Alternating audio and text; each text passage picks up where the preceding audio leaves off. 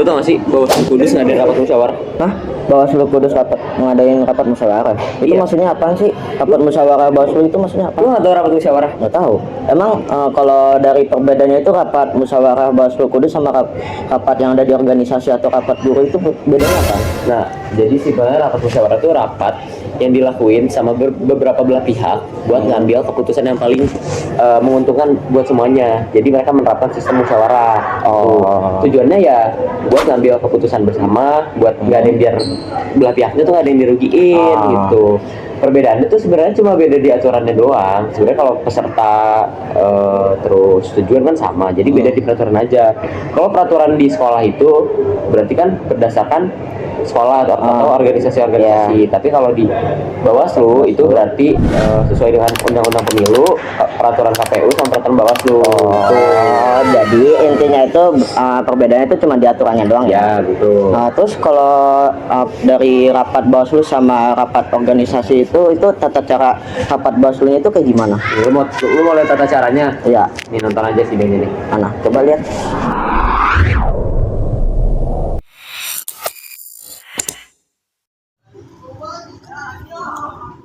Nah guys, sebentar lagi udah mau pemilu nih.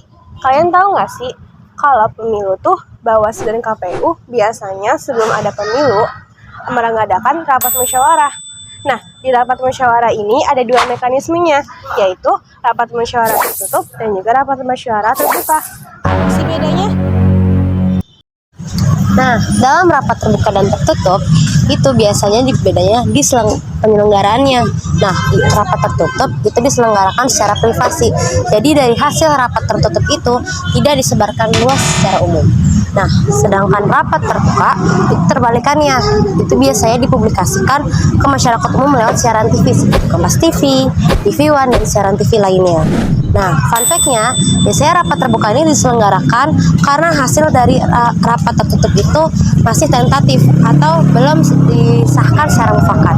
Makanya, rapat terbuka ini diselenggarakan untuk menghasilkan hasil yang mufakat. Nah, di dalam rapat musyawarah tertutup ini ada 8 prinsip. Pertama, pimpinan musyawarah bersifat netral, musyawarah bersifat privasi, dan para pihak terkait tidak boleh saling menyerang secara personal dan pribadi. Nah, yang keempat, musyawarah ini tidak mengenal kesepakatan sebagian. Kelima, pernyataan dan fakta dalam musyawarah tidak dapat dijadikan alat dan bukti. 6. Kesepakatan dari pihak yang terlibat tidak boleh bertentangan dalam undang-undang. 7. Kesepakatan yang telah diambil akan dituangkan ke dalam berita acara dan menjadi materi pokok putusan presiden sengketa pemilihan. Dan terakhir, bila belum mencapai kesepakatan, penyelesaian akan dilanjutkan dengan musyawarah terbuka. Kemudian, ada 5 tahapan musyawarah tertutup. Yang pertama, penyampaian permohonan pemohon dan kronologis permasalahan. Kedua, perundingan kesepakatan. Ketiga, penyusunan kesepakatan pemohon dan termohon. Yang keempat, penandatanganan berita acara musyawarah. Dan kelima, pedoman berita acara musyawarah dalam putusan. Nah, musyawarah ini harus dihadiri oleh pemohon dan juga termohon. Dan jika didampingi oleh kuasa hukum, maka sifatnya hanya boleh berhak untuk menyampaikan saran pertimbangan. Nah, durasi atau jangka waktu dalam musyawarah tertutup ini adalah paling lama 2 hari. Nah, jika musyawarah tertutup mencapai kesepakatan, maka akan disiarkan ke dalam berita acara musyawarah permohonan penyelesaian sengketa pemilihan atau formulir model PSP 15. Nantinya akan ditandatangani oleh Bawaslu Provinsi dalam formulir model PSP 16 yang dibacakan secara terbuka. Namun, jika keputusan tidak mencapai kesepakatan, maka pimpinan musyawarah akan melanjutkan musyawarah ini ke tahap musyawarah terbuka. Nah, sedangkan rapat musyawarah terbuka ada 6 tahapan. Yang pertama, penyampaian permohonan pemohon. Yang kedua, penyampaian jawaban termohon. Ketiga, penyampaian permohonan pihak terkait. Keempat, pemeriksaan alat bukti. Kelima, penyampaian kesimpulan. Dan yang keenam, pembacaan putusan. pemohon dan termohon diberikan kesempatan untuk menggunakan kuasa hukum yang berhak berbicara selama musyawarah dilaksanakan. Pemohon dan termohon diberikan kesempatan untuk menggunakan kuasa hukum yang berhak berbicara selama rapat musyawarah berlangsung. Nah, jika kuasa hukum dan pemohon tidak hadir dan harus dipanggilkan 2 kali berturut-turut, maka majelis musyawarah membuat formulir model PSP 17 atau permohonan gugur. Sedangkan jika termohon yang tidak hadir dan harus dipanggil 2 kali berturut-turut, maka musyawarah harus tetap dilaksanakan. Namun, jika permohon dan juga termohon tidak hadir, maka majelis musyawarah juga akan membuat formulir model PSP 17 atau permohonan gugur. Nah, musyawarah ini membuka kesempatan untuk membuat kesepakatan secara mufakat.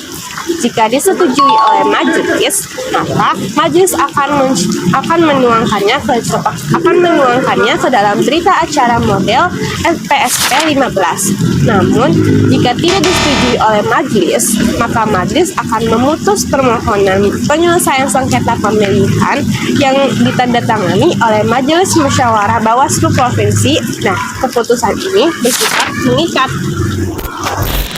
Setelah dari tahapan-tahapan rapat musyawarah tertutup dan terbuka, kali ini tentunya ada etika-etika dalam rapat tersebut. Nah, etikanya ada apa aja sih? Tentunya dalam etika itu dalam sebelum rapat, saat rapat berlangsung, bahkan setelah rapat selesai itu ada etika sendiri. Sebelum rapat, tentunya etika yang harus kita lakukan ialah datang tepat waktu untuk menghindari keterlambatannya acara. Lalu persiapkan materi secara matang agar pembacaan agenda dan pemaparan materi sudah lengkap. Lalu berpakaian dengan sopan dan pahami peran dan tanggung jawab masing-masing.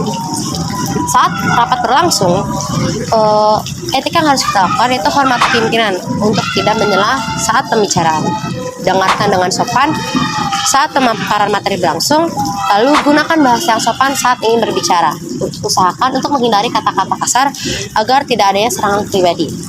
Tidak memotong pembicaraan, berbicara berdasarkan fakta. Usahakan dalam pembicaraan ini hindari yang namanya tuduhan tanpa adanya bukti.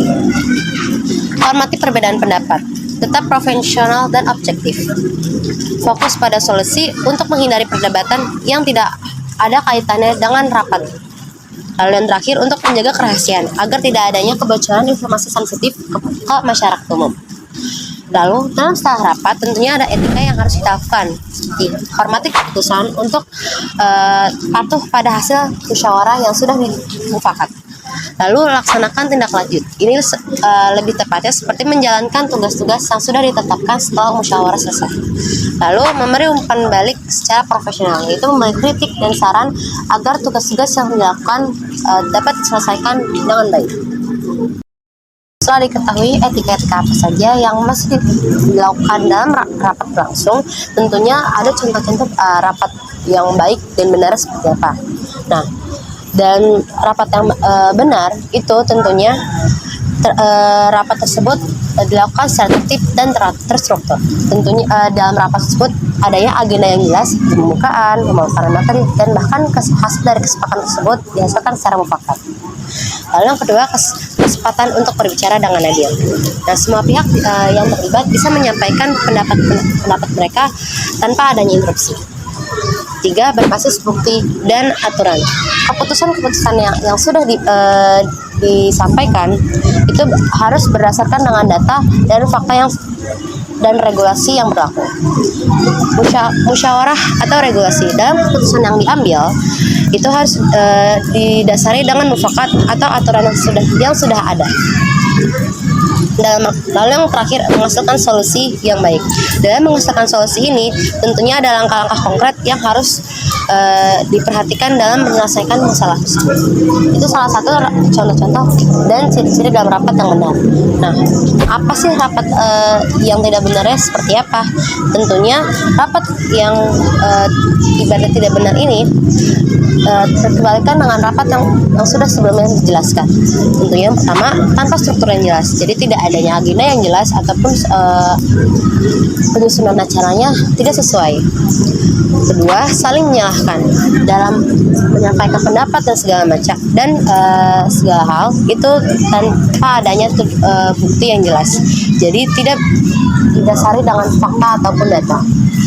Perdebatan yang tidak terkendali. Dengan ada perdebatan tidak terkendali ini tentunya dalam rapat berlangsung membuat pihak yang terlibat mendapatkan emosi yang tidak terkontrol dan dapat mendapatkan banyak interupsi.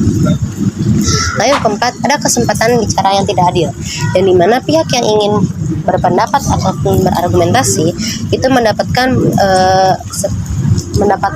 hasil yang tidak sesuai, seperti pihak yang ingin memberikan pendapat justru terlalu mendominasi oleh orang-orang yang memimpin diskusi tersebut. Jadi tidak pembagian argumentasi tidak rata.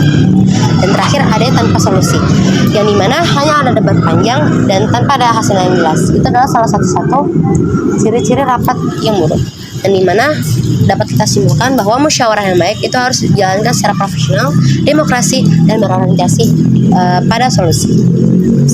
Oh, jadi inti videonya itu rapat Bawaslu itu ada dua, yang dimana rapat Bawaslu secara tertutup dan secara terbuka. Iya. Nah, kalau secara tertutup itu cuma beberapa orang doang yang boleh tahu, jadi enggak semua orang boleh tahu. Tapi kalau misalnya rapat Bawaslu secara terbuka itu semua orang bisa tahu isi rapatnya itu. Iya, jadi keseluruhannya itu intinya rapat musyawarah Bawaslu ini diperluin buat kita menyelesaikan masalah-masalah menjelang pemilu gitu, buat pelaksana pemilu ini menentukan gimana jalan keluarnya biar tidak ada kayak miskomunikasi, kesalahpahaman, pengambilan keputusan sepihak gitu. Ngerti ya? Iya, ngerti. Paham? Udah bel nih, masuk yuk. Oh iya, ya udah kalau gitu. Yuk, masuk.